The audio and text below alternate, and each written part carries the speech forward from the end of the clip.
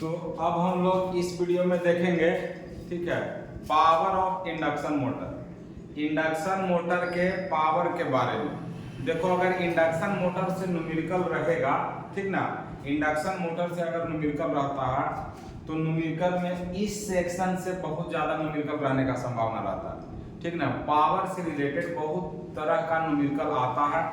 अब जब हम लोग न्यूमेरिकल को बनाने लगते हैं तो हम लोग को दिक्कत ये होता है कि कौन वाला पावर कहाँ पे होता है, कौन वाला लॉस कहाँ पे होता है, किस तरह से पावर का फ्लो इंडक्शन मोटर में होता है। और कभी कभी तो दिक्कत ये होता है कि उस पावर का नाम बदल देता है ना। जैसे मान लो कि तुम किसी पावर का नाम कुछ जाना और क्वेश्चन में कुछ और दिया हुआ, ठीक है, तो उससे भी डाउट होने लगता है कि हम जिस पावर को पढ़े हैं वही वाला दिया हुआ है कि दूसरा वाला दिया हुआ है। तो ये सारा कंफ्यूजन इस वीडियो में आपको क्लियर हो जाएगा, ठीक ना। टोटल एकदम आपका जितना भी डाउट होगा सब के सब क्लियर हो जाएगा, ठीक है। तो हम लोग इसमें समझने वाले हैं कि इंडक्शन मोटर में जो इलेक्ट्रिकल पावर देते हैं वह इलेक्ट्रिकल पावर कहाँ कहाँ खर्चा होता है और उस इलेक्ट्रिकल पावर का कहाँ पे क्या नाम है, ठीक ना। तो जैसे मान लो कि ये मेरा क्या हो गया, इंडक्शन मोटर हो गया। ये इंडक्शन मोटर का स्टेटर है और ये इंडक्शन मोटर का रोटर है। ये फुट हो गया, ठीक है। अब देखो एकदम शुरुआत से चलते हैं हम लोग, ठीक है। पूरा शुरुआत से खाली वीडियो को अच्छे से सुन लीजिए, पूरा दिमाग में सेट हो जाएगा और 2-3 बार देख लिया तो नाम भी याद हो जाएगा, ठीक ना। तो इस स्टेटर को हम लोग क्या कर रहे हैं, स्टेटर को हम लोग एक इनपुट पावर दे रहे हैं, ठीक है। किसी भी इंडक्शन मोटर को इलेक्ट्रिकल एनर्जी इनपुट के रूप में दिया जाता है ना, तो इसको हम लोग इनपुट पावर दे रहे हैं, उसको स्टेटर इनपुट कहा जाता है, उसको स्टेटर इनपुट कहते हैं। और वह इनपुट जो होगा √3 VL cos पाई के बराबर होगा, ठीक है। अगर हम लोग लाइन वोल्टेज लाइन करंट के रूप में लिखेंगे तो √3 VL cos पाई होगा। अगर हम लोग फेज वोल्टेज फेज करंट के रूप में लिखेंगे तो 3 VI cos पाई होगा, ठीक है। तो ध्यान रहे कि इसका वैल्यू दिया हुआ रह सकता है या कभी कभी इस फार्मूला का भी जरूरत पड़ सकता है। यानी कि स्टेटर इनपुट के लिए हम इस फार्मूला का भी प्रयोग कर सकते हैं या दिया हुआ भी रह सकता है, ठीक ना। अभी हम स्टेटर इनपुट जो दिए, ई वाला पावर कहाँ कहाँ खर्चा हुआ, मतलब स्टेटर को जो इलेक्ट्रिकल एनर्जी मिला वह कहाँ कहाँ खर्चा हुआ। तो स्टेटर का जो पावर है वो 2 जगह खर्चा हो रहा है, एक स्टेटर में लॉस क्रिएट करने में और एक स्टेटर का आउटपुट के रूप में। एक स्टेटर के लॉस क्रिएट करने में और एक स्टेटर के आउटपुट क्रिएट करने में। तो स्टेटर में लॉस कहाँ क्रिएट हो रहा है, तो स्टेटर में लॉस स्टेटर के वाइंडिंग में होगा और स्टेटर के कोर में होगा। स्टेटर में जो लॉस होगा वो स्टेटर के वाइंडिंग में होगा और स्टेटर के कोर में होगा।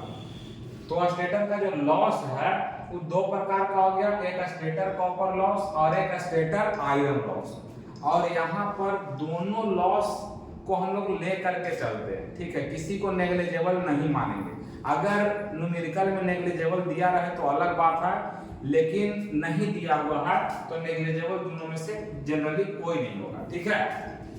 अब देखो, तो स्टेटर इनपुट आया 2 भाग में बटा, एक स्टेटर के लॉस में और एक स्टेटर के आउटपुट में। तो स्टेटर का आउटपुट कहाँ गया, तो स्टेटर का आउटपुट आया एयर गैप में। एयर गैप जो RMF है, मैग्नेटिक फील्ड है, उसके पास जो एनर्जी है वो स्टेटर का आउटपुट हुआ, यानी कि एयर गैप, ठीक है। तो स्टेटर आउटपुट जो हुआ वो एयर गैप पावर के बराबर हुआ, इसलिए स्टेटर आउटपुट को हम एयर गैप पावर भी कह सकते हैं।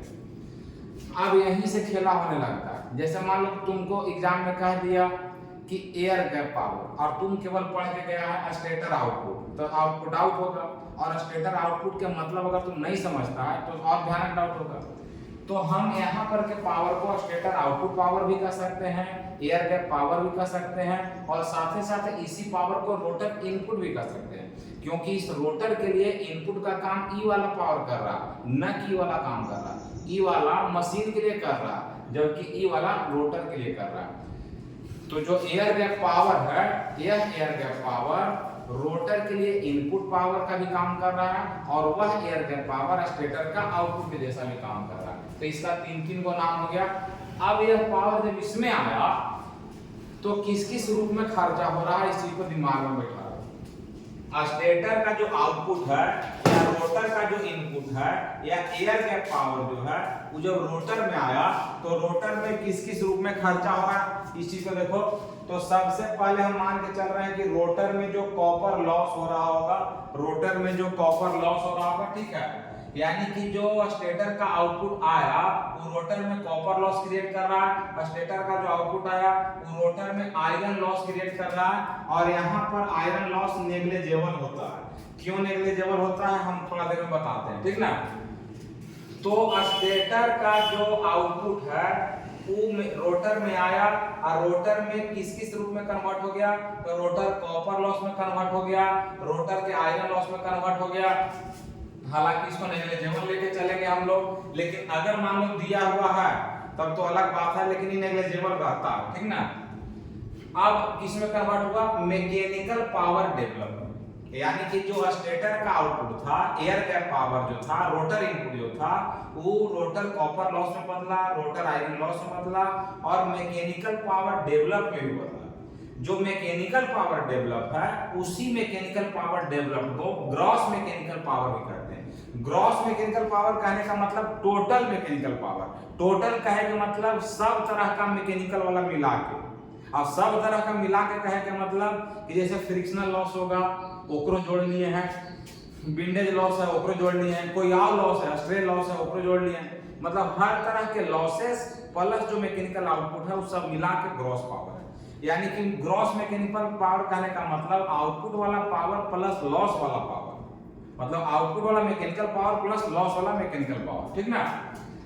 तो मैकेनिकल पावर डेवलप हुआ, इसी का दूसरा नाम है ग्रॉस मैकेनिकल पावर। अब मान लो तुम पढ़ के गया है कि मैकेनिकल पावर डेवलप और वहां पर शब्द दे दिया ग्रॉस मैकेनिकल पावर, तो आपको फिर डाउट होगा कि अरे यार ग्रॉस मैकेनिकल पावर का मतलब क्या होता है, तो दोनों का मतलब सेम होता है, या टोटल मैकेनिकल पावर भी लिख सकता है या इसी तरह का कोई और भी शब्द दे, तो इस चीज को भी ध्यान में रखिएगा। अभी जो मैकेनिकल पावर डेवलप है या ग्रॉस मैकेनिकल पावर है या टोटल मैकेनिकल पावर है, ये रियल में कितना तरह का पावर को लेकर के चल रहा है, तो रियल में लेकर के चल रहा है मैकेनिकल आउटपुट को, यानी कि रियल में जो आउटपुट पावर होगा ये रियल आउटपुट नहीं है, ये रियल मैकेनिकल आउटपुट नहीं है क्योंकि एकरा में लॉस वो है, ठीक ना। तो रियल मैकेनिकल आउटपुट जो होता है शाफ्ट वाला आउटपुट होता है, ठीक है। और इसमें क्या है, फ्रिक्शनल लॉस भी है और विंडेज लॉस भी है, ये दोनों मैकेनिकल लॉसेस हो गया। और कोई अदर प्रकार का लॉस अगर दिया रहे उसको भी मैकेनिकल लॉसेस में लेके हम लोग चलेंगे। अगर यह दोनों लॉस न्यूमेरिकल में नहीं दिया रहे तब जो मैकेनिकल पावर डेवलप हुआ है उस शाफ्ट आउटपुट के बराबर हो जाएगा। अगर ये दोनों लॉस नहीं दिया हुआ रहे तब जो मैकेनिकल पावर डेवलप है चाहे ग्रॉस पावर जो है ग्रॉस मैकेनिकल पावर उस शाफ्ट आउटपुट के बराबर होगा। लेकिन अगर ये दोनों लॉसेस दिया हुआ है तो इसको रियल आउटपुट नहीं मानना, ठीक ना, ध्यान में रखो। रोटर आयरन लॉस नेग्लिजिबल क्यों होता है, तो रोटर आयरन लॉस नेग्लिजिबल इसलिए होता है क्योंकि रोटर का फ्रीक्वेंसी होता है बहुत कम, रोटर का फ्रीक्वेंसी बहुत कम होता है। और रोटर का फ्रीक्वेंसी कम क्यों होता है, क्योंकि स्लिप से मल्टीप्लाइड रहता है, s गुने f होता है और s पॉइंट में रहता है और पॉइंट से f में गुना करेगा तो क्या होगा, बहुत छोटा हो जाएगा। तो रोटर का फ्रीक्वेंसी होता है बहुत कम और कोई भी आयरन लॉस फ्रीक्वेंसी पर डिपेंड करता है, और अगर फ्रीक्वेंसी बहुत कम होगा तो आयरन लॉस बहुत कम हो जाएगा। यही कारण है कि आमतौर पर ये जनरली नेग्लिजिबल लिया जाता है, लेकिन इधर वाला आयरन लॉस नेग्लिजिबल नहीं लिया जाता है। क्यों, क्योंकि इधर फ्रीक्वेंसी 50 हर्ट्ज सप्लाई फ्रीक्वेंसी के बराबर होगा, लेकिन इधर का फ्रीक्वेंसी सप्लाई फ्रीक्वेंसी के बराबर नहीं होगा। हाँ, तुम बोल सकता है कि नेग्लिजिबल कब नहीं होगा, जब स्टैंड स्टिल कंडीशन होगा। स्टैंड स्टिल कंडीशन के केस में हम रोटर आयरन लॉस को नेग्लिजिबल लेकर के नहीं चलेंगे, क्योंकि उस वक्त जो फ्रीक्वेंसी है वो सप्लाई फ्रीक्वेंसी के बराबर है, मतलब अच्छा खासा फ्रीक्वेंसी है, इसलिए उस टाइम इसको नेग्लिजिबल लेकर के नहीं चलेंगे। तो आमतौर पर ये जनरली नहीं दिया हुआ रहता है, लेकिन मान लो इनकेस अगर न्यूमेरिकल में दे दे तो ये भी इस प्रकार का लॉस में काउंट होगा, ठीक ना। तो इस प्रकार से पूरा पावर का फ्लो हुआ। फिर से सुन लीजिए, स्टेटर का इनपुट आया कि किसमें बदला, तो स्टेटर लॉस में बदला और स्टेटर आउटपुट में बदला, ठीक है। तो स्टेटर लॉस में कौन-सी है, stator copper loss, stator iron loss. अब स्टेटर का जो आउटपुट है उसी को रोटर इनपुट कर रहे हैं या एयर गैप पावर कर रहे हैं, वो एकरा में ढुका, एकरा में ढुक करके कोची कोची में बदल गया, तो रोटर का कॉपर लॉस, रोटर का आयरन लॉस और ग्रॉस मैकेनिकल पावर में। अब ग्रॉस मैकेनिकल पावर रियल में combination of all type of mechanical power है, जेकरा में लॉस वो है और रियल पावर वो है। तो शाफ्ट वाला जो पावर है ये हो गया फ्रिक्शनल एंड विंडेज लॉस हो गया, स्ट्रे लॉस हो गया। अब अगर हम तुमको बात करें कि मान लो लिखा जाता है air gap power, air gap power को हम जनरली पीजी से डिनोट करेंगे, चाहे रोटर इनपुट है तो पीआर से लिखेंगे और स्टेटर आउटपुट है, ठीक ना, तो इसके लिए कोई सिंबल नहीं रखते हैं, जनरली पीजी पीआर लेके चलते हैं। रोटर कॉपर लॉस जो हो गया पीसीयूआर भी लिख सकता है, कोई दिक्कत नहीं, अपने हिसाब से सिंबल बना लो, पीसीयूआई भी लिख सकता है।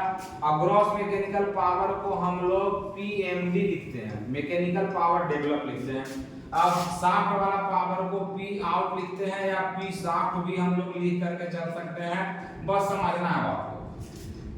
तो जो एयर गैप पावर है आपका, जो एयर गैप पावर है वो कहां कहां खर्चा हो रहा है, तो रोटर कॉपर लॉस में खर्चा हो रहा है, रोटर कॉपर लॉस में खर्चा हो रहा है, रोटर के आयरन लॉस में खर्चा हो रहा है, रोटर के आयरन लॉस में खर्चा हो रहा है, और तुम्हारा रियल आउटपुट बन रहा है, रियल आउटपुट बन रहा है, चाहे शाफ्ट वाला पावर है, शाफ्ट वाला पावर है, चाहे तुम्हारा फ्रिक्शनल एंड विंडेज लॉस है, फ्रिक्शनल एंड विंडेज लॉस है प्लस स्ट्रे लॉस है। यानी कि एयर गैप पावर, यानी कि रोटर इनपुट पावर, यानी कि स्टेटर आउटपुट पावर, इतना चीज में खर्चा हो रहा है।